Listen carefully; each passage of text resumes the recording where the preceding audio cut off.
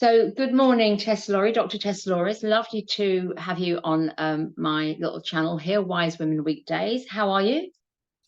I'm very well, thanks. I'm very well. That's a good start. We were just having a little recorded chat, weren't we, about things and what's going on in the world. And it's very topsy-turvy at the moment. As I'm looking, I'm very fortunate. I'm in the Isle of Wight at the moment. I'm looking at the sea, which is quite turbulent. It's been crazy because we just had a wild storm, I think Isa, or I can't remember what the name is. I don't know if that's affected you. But moving on from that, as I ramble, can you just tell me a little bit about yourself, Tess, and where you've been sort of over the last 3, 4 years, is it now, while the world's sort of been turned upside down? Yeah, sure. Actually, I must just confess something. I am feeling a little bit delicate today because I lost a dear friend yesterday. So forgive me if I do. Not at all. Um, No, not at all. I'm really glad you did mention that as we're recording. Would you like to say who the friend was and a little bit about her as a um, tribute? well, in actual fact, she's someone who I've only known since COVID, since the beginning of COVID. And she's one of the most sovereign people I know. Her name's Karen Ruth Skolmley, and I'm sure many people in the freedom movement will be very sad that she has passed on, because her ethos, her quiet sovereignty, has inspired so many, and actually is a foundation stone to the World Council for Health, which is the initiative that I work with now, that we established in 2021. It's actually her work on sovereignty that inspired us to recognize that health was much more than just health. It was, we had to be free as well. So it really introduced me to the concept of health freedom and the importance of us being self-determining and governing. So I'm sure there will be people out there hearing about this now for the first time. And just ask everybody who knows Ruth to send her good vibes on her way. Well, she's obviously and left a gratitude. Thank you, Tess. It's a massive legacy that she's left behind, and the work carries on. And can you repeat her surname slowly? Ruth. Skolmley, Skolmi. In actual fact, she has a website called Sovereign Natural Empowerment. And perhaps I could put that in the chat for you and people could visit it and see, because she has a course. So she's left this incredible legacy because she has a course to teach people, very simple modules to teach people how to become sovereign. Fantastic. And about our fundamental inalienable rights and so on. So she was interviewed by Richard Vobes quite recently as well, where she spoke about her course and what it means to be a sovereign individual. So well, she's still active even in her passing. She's still doing the work. yes, And her work can is I really ask? important. It is so important because we've still got a lot to do. And the cause of her death, because a lot of people are saying, oh, it's because No, it was not. natural. Yeah, It was natural. a natural passing. So condolences to you and all her, family and friends. And I think it's very courageous for you to say that in this little chat. So thank you. My heart goes out to you. So going back to a little bit, you're saying she was found, fundamental in setting up the work that you've been doing. So can you tell us a little bit more about the work and why you've been doing it? Yes, so I'm a medical doctor, although I haven't worked clinically for a long time. My main focus, my entire focus for the last sort of decade or so, has been on what's called evidence synthesis, and this basically means evaluating bodies of evidence and providing the evidence to support health recommendations. So, should a medicine be recommended for X, Y, or not? And that's the sort of work that I would do. Would be putting together a body of evidence to say, yes, it shouldn't, no, it, yes, it should, no, it shouldn't. And then I would go to Geneva. So a lot of my work was for the World Health Organization as an external consultant. I was never hired, I was never on their employee list. I was just a kind of a hired hand to do this work. But as an expert, I would come in and present the evidence and then help a panel reach the recommendations. And then I would draft the document or help to draft the document that would then be called World Health Organization recommendation on X or something. So so that's what I was doing. Also, still have an honorary contract with the Royal United Hospital in Bath, and I was doing Cochrane reviews, so evidence synthesis for them too. And then COVID came along, and I realized that the strategies that were being followed worldwide were not evidence-based, and the World Health Organization was not recommending evidence-based strategies. And so, you know, I became very worried, and I realized that the public needed some trustworthy information, alternative information as to what was, you know, what they could do to protect their health. And that, you know, the interventions that were being recommended, and I'll just do that because I know you can't really speak, that there wasn't the evidence to support them. It was a completely novel therapy that hadn't the previous studies or the literature. You know, that's what I do, is I look at the literature to see what they look at previous studies. They just didn't exist. They didn't have the studies to support that. So, and there were other safe old medicines that could be used, like safe old things. I'm just saying the equivalent of aspirin or stuff that we know, that sort of thing, that's been given billions of times around the world, that wasn't being suggested to people. And of course, sunshine was very important, vitamin D and all of that, and people were locked in their homes. So the whole thing was just, you know, mind-bogglingly, you know, stupid, really. So I thought, well, we've got to just help people, you know, through common sense, and yeah. And so that was how we set up World Council for Health. It was individuals like me, doctors and scientists and lawyers around the world, who thought we've got to give people some information and choice. And so World Council for Health is a grassroots organization. We are not like the WHO in any way, although we do seek to message about health. We're basically a health advocacy group, and we comprised of about 200 organizations now, more than 200 organizations around the world. And some are big, some are small, you know, and they're not necessarily medical organizations. Some, you know, they'll have a particular focus, but they're all aiming to empower people to take control of their own health, or to be aware of the health of the environment, or, you know, all manner of information that's coming forward from the grassroots about how to build a better world, which is what our vision is. So we have we represented in about 50 countries or so now, and as I say, we're just a grassroots organization. Just going back a little bit, so you're saying you actually worked as a consultant for the WHO, the World Health Organization. So in what capacity? Was it like specific modalities? Was it certain diseases, or was it more general? What capacity did you? Well, I can give you an example. Hold on a sec. Or a couple. And also, whilst you're doing that, I'd love to ask you what their reaction was when you, I'm sure you approached them first of all to say, hang on a minute, what you're saying doesn't add up. Did you do that? Yeah, so this is the sort of thing that I did, okay. So this is WHO recommendations on antenatal care for a positive pregnancy experience. And if you download this, you'll see my name's on the front saying what I did, you know, and basically guiding the panel, putting this document together, preparing the evidence and that sort of thing. And then there's a list of the, you know, the people at the back as well inside. Yeah. So that was a sort of... That was done before this recent yes, medical yeah. intervention. So I had a contract with them that lasted throughout 2021. But once I realized the enormous trouble with the COVID strategies, I basically outsourced what was left of that work to colleagues. And my original company, the Evidence-Based Medicine Consultancy Limited, has basically been wound down. So I have nothing, I'm not doing any other work now.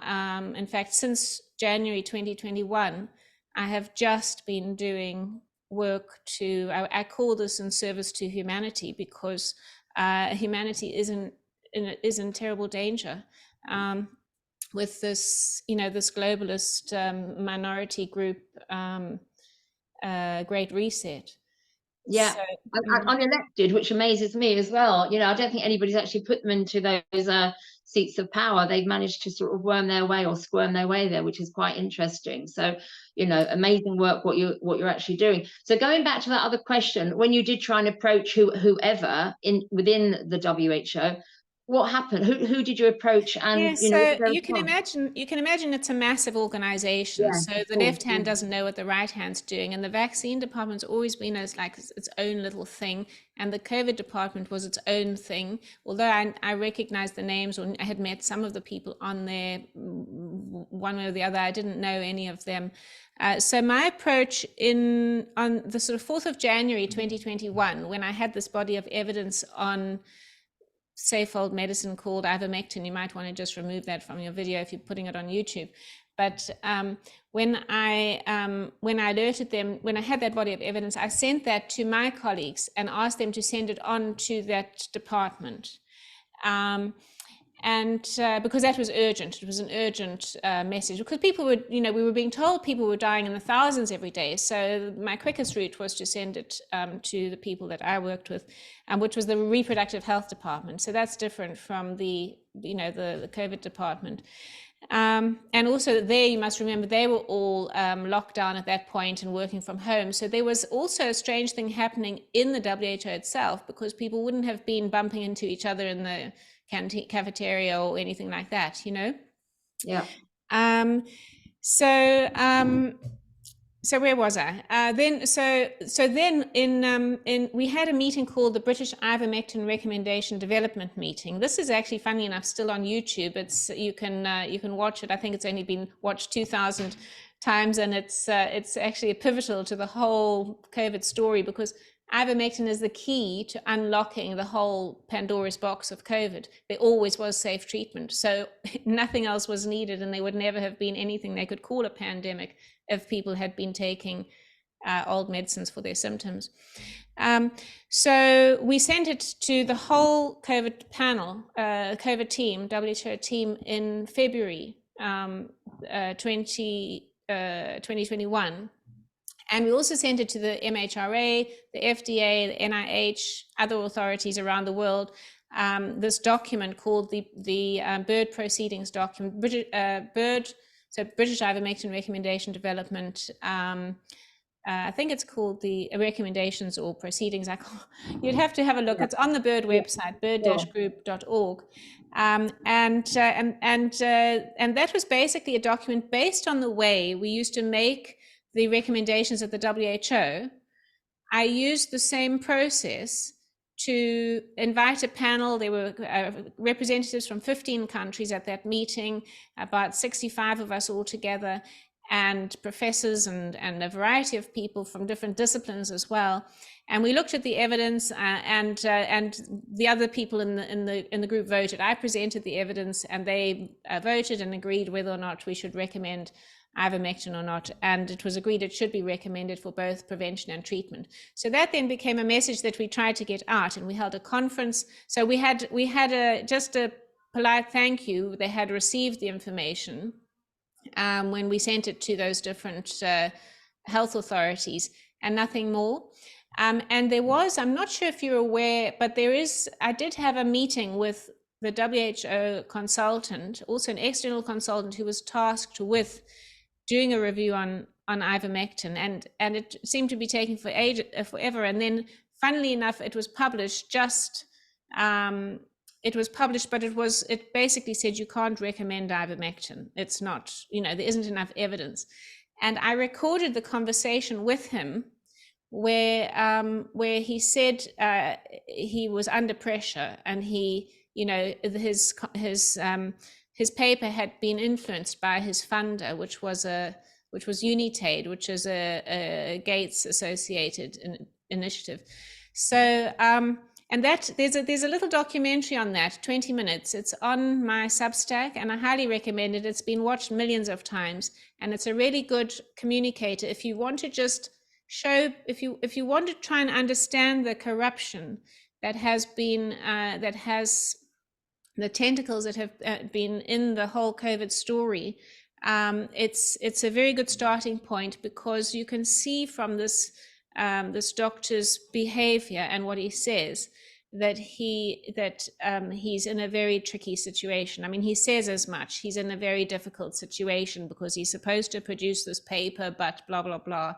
And I think it's quite clear to anyone new to the story that the whole COVID pharmaceutical thing is totally corrupted, and the interventions that were recommended because they hugely profitable. It's $100 billion industry, and something that costs 3 cents a tablet is just not going to get a foot in the door. So I love the word tentacles, actually, because that's kind of what it is, isn't it? All these things sneaking in and underneath or over the top and grabbing people without their awareness. So you're one courageous lady, Tess, I must say, and I think you have done incredible goodness for the world and for humanity, and bringing these people, these doctors and scientists together. How did that come about? Because obviously, like you said, a lot of people have been compromised through one way or another. We can use our imagination on that, and a lot of people have disappeared. We can use our imagination on that. But how have they come together, and what takes that individual to stand up and speak out and be the warrior, rather than take the Mercedes or the holiday or whatever else it is, to keep them happy and quiet? Look, in the beginning, well, firstly, I think we have a situation where there's been a slow, steady corruption of morals, just in general, just a decay. Like, there's just been this decay, and it affects all of us. It's sort of, we've outsourced so much, and the sort of the corruption is endemic. In universities, I realize it's totally endemic. Fortunately, I've never been, I've always avoided that institutional kind of work, and I've kind of like a private academic, I have, but the universities, the professors, departments, they're so corrupted by industry. So how did it come about? Well, there are many doctors around the world and scientists who do adhere to ethics, and so in those early months of COVID, we were all putting our hands up and saying, hold on a minute, I've got a good idea, or hold on a minute, I've looked at this evidence, but we were censored totally. So, we would speak just common sense, or science, and we would be shut down and say, no, not that science, oh no, we don't, no common sense here. And so Wikipedia, which is a total, it's totally controlled now, that would, and the fact checkers, these corporations employed thousands of fact checkers to check us. So you'd have like a 21-year-old or 25-year-old or 30-year-old who's now got this task of being a fact checker, and they've got a list of things they're allowed to say. And they're saying, we're writing these scientific papers, and they're saying, oh no, that's not true because X, Y, Z, So we've really been up against it. But certainly there have been many people who have been afraid to lose their jobs. And so in the beginning, that was something that Bird was able to do because, I'd already kind of spoken out. And so we gathered groups from all around the world. We had about 26 different organizations that grouped with us on the ivermectin issue. And I was happy to just be the figurehead of that because some people didn't want to put their heads above the parapet, rightly so. In some countries, people were really they were losing their licenses and so on. Again, I was fortunate because I didn't have to worry about being fired from my job because I'm self-employed, and I didn't have to worry about losing my license because I have a PhD as well as an MBBCH. No one can take my doctorness away from me. I might choose to one day say this is just a pile of rubbish, not worth the paper that it was written on. But yeah, one has to. I was in a fortunate position that I could really just stick to what I knew to be true and follow my my heart Conviction. I and my think conviction. you had a degree of freedom that, like you say, so many people don't have because they have been institutionalized, and there's not many employers that will go and employ a doctor. You know, you've got like the National Health Service, which I think is one of the biggest employers in the UK. And then you have got the private enterprises, Bupa and what have you. But a lot of the doctors that work for the NHS then get in the car and go to the Bupa hospital, do the same work, but the people have just been, you know, taken further up the list because they've got a little bit of money behind them. But yeah, like you say, they've been compromised or they don't want to lose their job. And I totally respect that. So you are in a very good position. You have been in a great position. But it's like, did you know that beforehand, or, No, you I know, didn't. No, look, I honestly, round about, as I say, early January, when I saw the level of corruption, I thought, oh my goodness, this is so serious. You know, this has the potential to thousands of people, millions of people are going to die, and they don't need to die. You know, so so I just went into, you know, ER mode. You know, I mean, when in my clinical work, I was. I enjoyed most obstetrics, you know, which is childbirth, pregnancy and childbirth. And there's always a pressure there, you know, of you've got two patients, mother and baby, and you want to get the baby out safely. And, you know, once you're in labor, there's a pressure. And it's very much felt like that's been the case here. You know, it's like yeah, we're giving yeah, birth, you know, yeah. and there's a pressure. And so I've just stepped into, you know, and into that mode. And I've just been kind of on duty since Day this one. began. Yeah. And again, an amazing analogy then, because we are giving birth to a new paradigm, I believe. You know, we are creating our new earth, as I call it, because the corruption in every industry I think you can think of, we've been gotten to, and like you say, it's endemic. It's gone on for centuries. It's gone on for, you know, in our lifetime. You can see where it is through the institutions. When a child goes straight, you know, it leaves the mother's side and goes into a school, whether it's a kindergarten, and then they're in the system. They go to, you know, infant, junior, middle, college, university, where again they're indoctrinated. And I was so shocked about the academics, because when you meet an academic with all these letters under their names, you know, because they've done the work, but they've really done, and I'm saying this with respect because there's a lot of work that goes into that. I didn't go to college, I didn't go to university, I just traveled around the world and had a lot of fun and experiences, and, you know, and that was my learning. But these people, they do come out, because I used to work for a recruitment agency 30 years ago, and they'd come in and say, I've got a degree, so I'm going to get a really good job. But getting those degrees is kind of just regurging a lot of information you've just been told, and you can remember it, and you're just repeating it, and not all that information is correct. But because they've got that bit of paper, they do sometimes think they're correct, and they're blinkered, they're looking forward, and they won't necessarily become the critical thinkers that we need to be to realize what's going on. Yeah, look, I think we've been very, very deceived. And, you know, as you say, it's kind of been a sausage factory. Get our kids in, indoctrinate them, and then they're in the university system indoctrinated.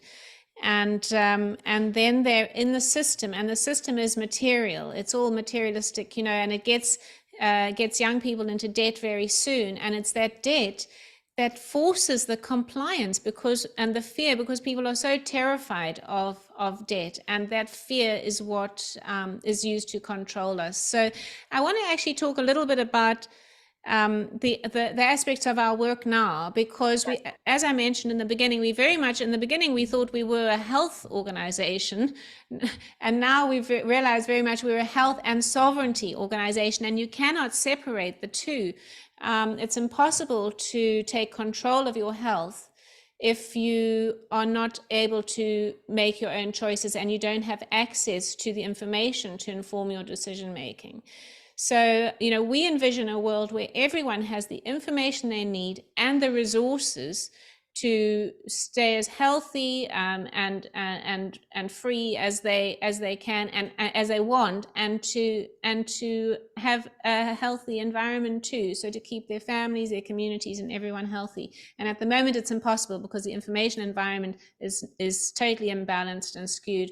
The science is just dogma, and the politicians they're corrupted. They've been influenced by the World Economic Forum, these supranational entities, money and profit. So we have, so our approach now, World Council for Health, I mentioned earlier, is comprised of coalition partners, but we are now decentralizing World Council for Health to country councils. So we don't want to make another hierarchical institution. We want decentralized. The foundation stone of the World Council of Health is the individual, the healthy individual, and we see every individual is basically the starting point, and then their healthy community and their country and so on. And so we want to see billions of healthy individuals, and the way we're going to do it is, the way we are doing it is to establish these country councils, and we've now got more than 20. The British Isles Country Council is coming soon, as a heads up. I would say, we're thinking sort of March, April. And these comprise individuals who are aligned with a better way. The glue that we're using to message people and to collaborate, because you will be aware that there are many groups that just don't get on, in the freedom movement. And this is part of how easily we are to be controlled, because this group says one thing and the other says, oh, I don't want to be aligned myself with that person or that group because of what they've said. And we've got to work together and recognize that we're all different and we have different perspectives, and that's okay, So, so the Better Way principles, I'll just leap in there, are: we act in honor and we do no harm. We do our best, we correct mistakes when we make them. We have free will and we are responsible for our choices, decisions. We are part of nature. We need nature, nature needs us.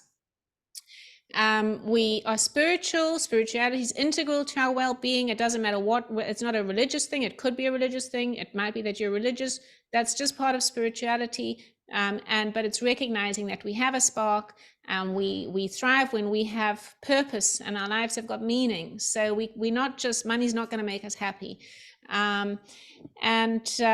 We thrive together. So, we need community, and we don't live well in isolation. And we value different perspectives. This is how we get wise and we learn stuff, is hearing what other people think and know. And lastly, that we use technology with discernment. It's useful, but we don't want to be chipped. We shouldn't be chipped. There's a level where we need to stop. And overarchingly, we don't tolerate the violation of inalienable freedoms and rights.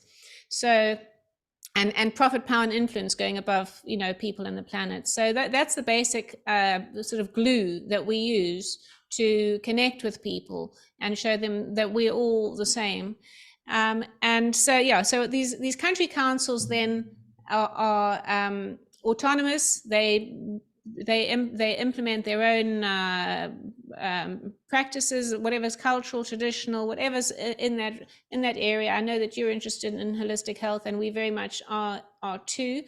And they then decentralize further to their communities. So that is the sort of international strategy. The grassroots strategy is a strategy called, or a campaign called, the Great Freeset. And Freeset, yeah. I love it. The Great Freeset. Excellent. May I show you the website? Because that's excellent. No, I think that's so good. And also, because what came to my mind when you're describing that was politics. But because it's a grassroots movement, as you say, you've got these autonomous groups that will create their own rules and regulations according to their culture and their own belief systems, and they decide that themselves. So it's not like putting somebody in power at the top to tell us what to do, even though in our country we haven't even elected our leader. It's through the system. He's like not self-elected, but maybe is self-elected, but it's like one person to tell us what to do isn't the way forward. But with what you're doing with this Great Freeset is creating it so it is coming up as a grassroots movement, and it's wonderful.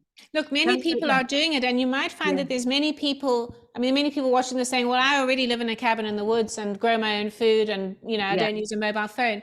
But many people are not. When you do realize the enormity of what we're up against, with this this minority interest group trying to control us all, and they're very wealthy. I think many people just think, oh, this is too much. I can't believe it. I'm just going to go back to work and go back to my, you know. Yeah. So what we aim to do with this campaign is really just give people small ways, like beginner tips to like extracting yourself from the system that's designed to exploit us.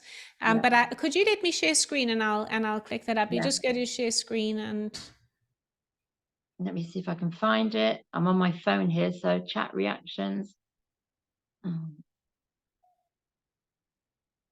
Bear with me, whiteboard's caption. No problem. I'm also going to just get up the website.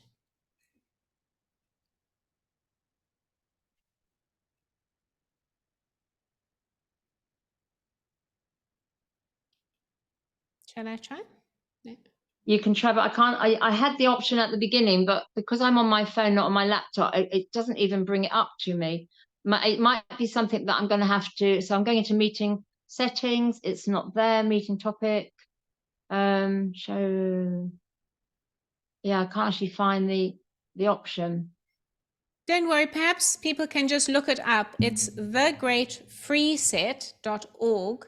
Yeah. And it's a really lovely website. We have a cartoonist, Anne Gibbons, who does the drawings for us, the cartoons. And it's really a gentle introduction to the issues. If you want to see the previous, and you get an email every couple of weeks or so when there's a new challenge. So it's got these little challenges. If you scroll right down to the end of the page, the greatfreeset.org page, you'll see a little tab that says previous challenges, and that takes you onto a page where you'll see there should be 6 or 7 challenges up there, previous challenges from detaching yourself from the getting out of the digital dungeon to, why you should be shopping locally in your community and that sort of thing. So I do recommend that. Come back on with because we've lost you as well, I think, Tess. I think going into your computer where we try to share the screen, I've lost your image. Oh, I can see you. So I think it's probably just something that's happened with your setting. Press buttons. I think it will still be there. Okay. Well, you've disappeared for some reason, but as long as I know you're still there. I'm just thinking also for the recording, that's what I was concerned about. It is still recording. It is still recording. Yeah, but I think I just got you as a little block rather than your gorgeous face more, and I haven't done anything. No, meeting settings. No, I don't know what's happened there. Okay, well, if you're still there, that's the main thing. But are you sure you haven't pressed something on your computer that just shows you the computer screen rather than yourself? I'm sure. I haven't done anything. I think it's still the same. I think you'll find when you find when I go back to it, you'll be there. Okay, I'll just talk to these 2 little boxes. So I'll put that all in the description. That's brilliant news. How can people help? Is it by really going on to the website and connecting with your group that they can get involved in this? Well, there's so many things you can do to help. As I say, we're the building block. So please start with yourself. This is the year we work on what has been spoiled, and we've all been spoiled. We've all been, we've all decayed. There's lots of people who are complaining, for example, and they're sending angry messages, and they're in these Telegram chats and sending things around and around. That, in my opinion, is a waste of time. Sharing things on Telegram is, with all these sort of terrible things that are happening, isn't really helpful to people. The things you could do is contact your financial advisor and ask about your pension fund. Do you have shares in Big Pharma? Are you supporting a war with shares in weapons companies? It's really time to put your money where your mouth is and pay attention. Wherever you pay attention is going to predict your children's future. So if you are supporting these global corporations like Tesco's and Sainsbury's and weapons companies and all of that. So we really have to take it right back to ourselves and stop looking outside to say, well, what can I change out there, or who should be changing, who can I blame, and who can I change? The only person you can change is yourself, and we're all complicit and what has gone down now, what is happening. So unless we start actually putting our money where our mouth is, where our tweets are or our Telegram messages are, we are just as guilty as the next person. Yeah. Wise words, Tess. Just a couple other things I wanted to ask you. So I was contacted by a woman. She's actually in Sweden, and she wants to go international with setting up blood banks. Now, I just mentioned that to you before we started chatting, and you said that's not at the top of the list. No, everybody's obsessed with this blood bank thing. If you look at Dr. Anna McAlsea's work, she's been examining people's blood. Well, we're all in this together, folks. It's not just people who've been vaccinated that have funny-looking things happening in their blood. We all are exposed somehow. And so I do not believe that having these bespoke blood banks is going to be such a huge help. And I've been in meetings where this has been raised, and I've said, okay, how many people in this room have ever needed a blood transfusion? And these are people with 100 people in a room, mostly between the ages of 40 and 70, and it's been 2 or 3. So I think we get obsessed with this blood thing. I think it's really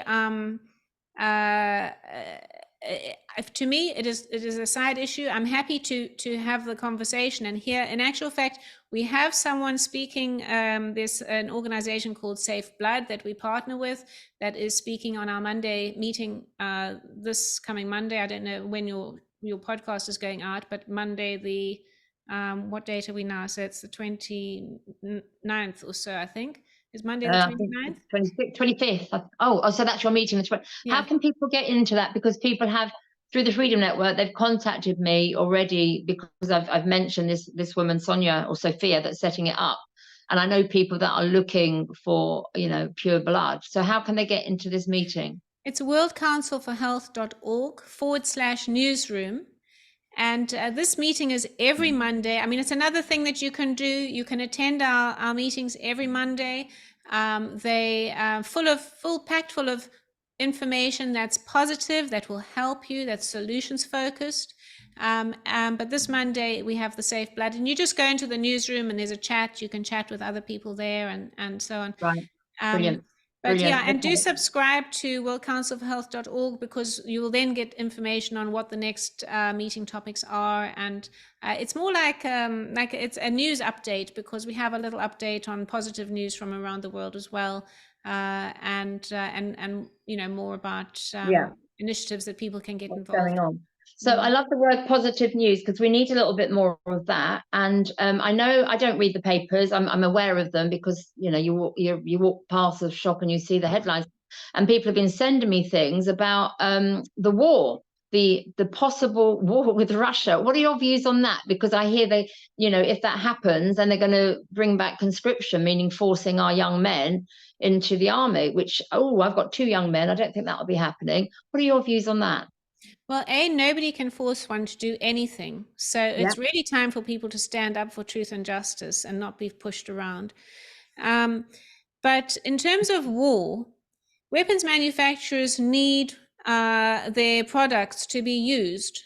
So just like we are, we are consumers of tech, we're consumers of whatever it is, the fake food they want to push down our throats. They see us as consumers of weapons, and so we obviously need to be standing for peace. We need to become peacemakers, all of us, and not be so easily divided and polarized. It's just everything you see in mainstream media is there because they want us to see it. That's our news feed.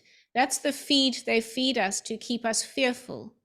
So and to keep us polarized, and I don't like that person, and look at that person, or that country, or those whatever. That is how we are divided. That is how we are controlled. So we need to stop being so reactionary and actually just recognizing that we are being played all the time. And until we start, banding together and Yeah. saying, we're not going to put up with this. Mm. We will continue to just be played, and horrendous things will happen, because it's, I don't know if you must have heard the quote by Voltaire in the 1700s or so. He said something like, if you can get people to believe, if you can get people to believe the ridiculous, something like that, you can if you can get them to commit atrocities, Right. something like that. If you can, Yeah. so it's all about that. Is if you can get Yeah. people to believe the ridiculous, I'll have to look it up, but something to Yeah. the, if you get people to believe the ridiculous, you can get them to commit atrocities, and or comply with atrocity. You just Yeah. so we've been told a lot of really ridiculous things. Absurdities, I think he uses Yeah. the word absurdities. We've been told many absurd things, like you have to stand 6 meters apart and then the virus won't get you, but if you come 5 meters, you're going to die.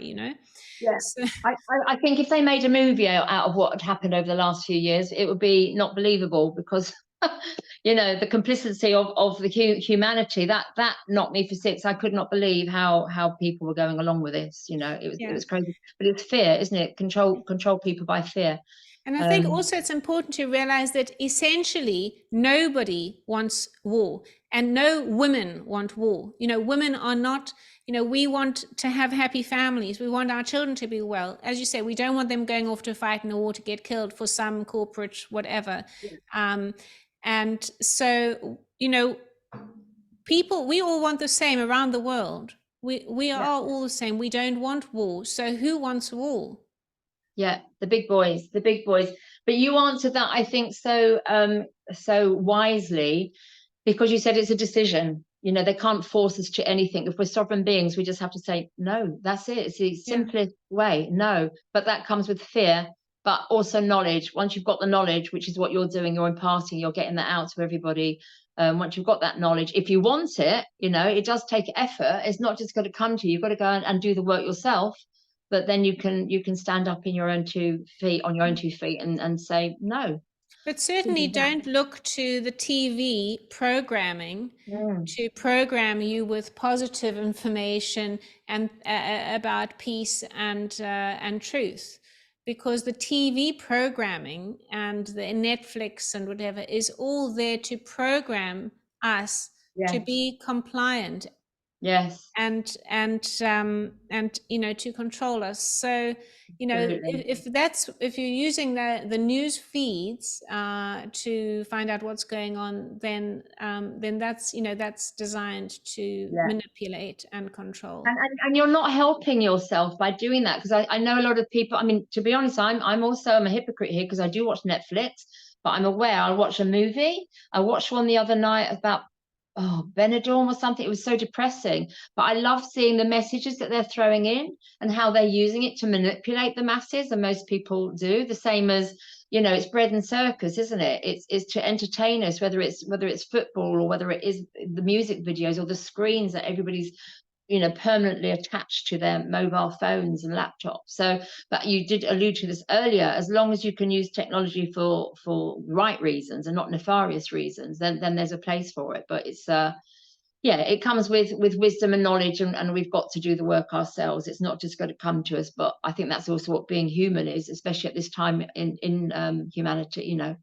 In what we're going through at the moment is an opportunity for us to evolve personally and as a race. I think it's quite an incredible time. I think we need to just reflect and see how much we're actually contributing to our own enslavement, and how and if we were to unplug from some of those things that we think we can't do without, and in fact, one exercise is to look through one's expenses to see where you're spending your money, and think, could that money be spent more productively in my community? Could I be putting this money into building my community rather than whatever it is? So it is a time to really take stock of where your attention is going, where our attention is going, and to start making some adjustments. Absolutely. And that's, again, more wise words coming from you, Tess, because to take stock now, we're going through winter. You know, it's a time that we should be hibernating and regrowth and regeneration, as you know, we're reforming to burst into the beautiful spring with the daffodils coming up. But that is a time to reflect, and like you say, go through do your housework, you know, do the housekeeping within yourself, for your health and for your home and for everything around you. Take a look and see how you can be part of, you know, being on the right side of history, because we've all got a part to play in this. We are all connected worldwide, and yeah, and come out of the fear. So don't stop tuning into the television, the radio, the newspapers, and the screens. Try and get off the screens. There's even an app on these phones that the youngsters use that tells them, you know, to get off your phone now. You've been scrolling for too long. I was amazed, but you know, that's what's going on. Anyway, Tess, I've taken an hour of your time. It's been wonderful. It always is talking to you. Are you still there? Yes, I've only got black screen here. So is there anything else you wanted to say to close? Because we're coming up just to the hour now. Well, just to say, also, you know, please do consider becoming signing up to our newsletter. If you have the means and you can support us, we are funded by donations. We also have events, and this year we'll be having a number of events, actually Better Way events, so look out for that. And if you sign up, you'll at least get to see whatever we've got coming up. Another thing I didn't mention was betterwayconference.org. If you go onto that website, there's a huge wealth of wonderful resources. That all that conference material is free. Watch it. It's better than Netflix. It's really fun and solutions focused, panel conversations with experts around the world. But it's a live event, so it's really there's a lot of drama and fun in it. So I do recommend that if you're looking for something to watch. And yeah, and please do support all the initiatives, your communities and the initiatives that are happening there to make your community a better place. Fabulous. Thank you, Tess. Thank you again for all the work that you're doing, because I know you're in service as well. You're doing it for the right reason. So thank you so much for being so warrior-like. And again, condolences. You know, I'm very sorry for the sad news that you just had, and I wish you all the best, and thank you again. So just to close on the Wise Women Weekdays, if you liked this conversation, or if you have anything to say to myself or Tess, please put a comment, please subscribe so that you can get more wonderful interviews and chats on the sofa with the Wise Women Weekdays. All right. Thank you very much. Thanks, Karen. You're very, very welcome. I'm just